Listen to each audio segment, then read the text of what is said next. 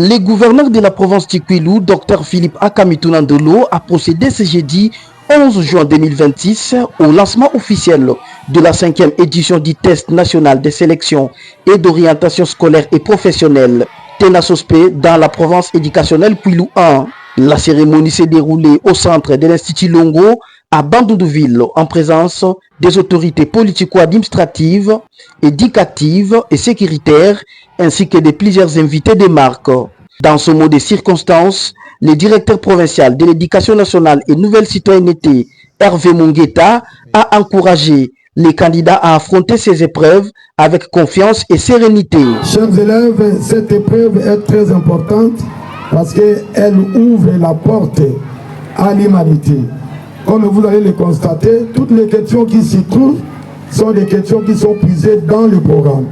Alors nous vous invitons de ne pas céder à la peur.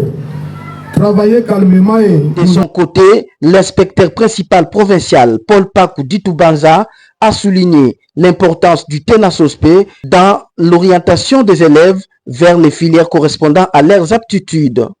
Chers élèves de 8e, vous acteurs centraux de ce jour, le lauréat de ce test n'obtient pas qu'un seul brevet, il obtient une clé qui ouvre la voie vers une option d'études secondaires en parfaite adéquation avec son profil.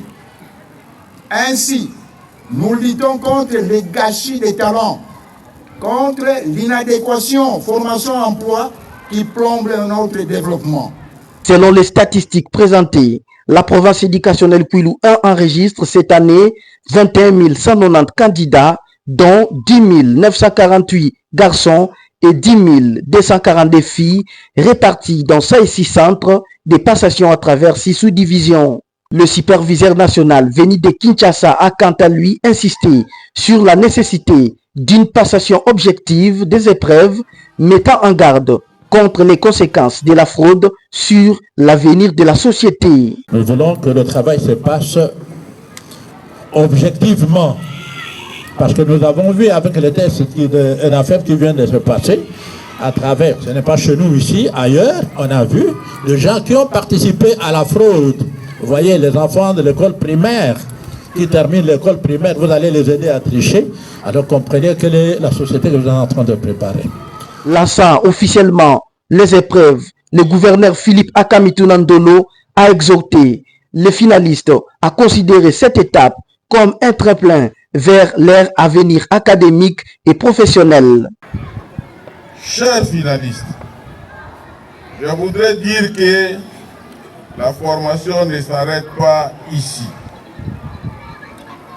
Vous avez encore beaucoup d'étapes à franchir. C'est pourquoi la voie vous est certes ouverte pour faire un choix conséquent.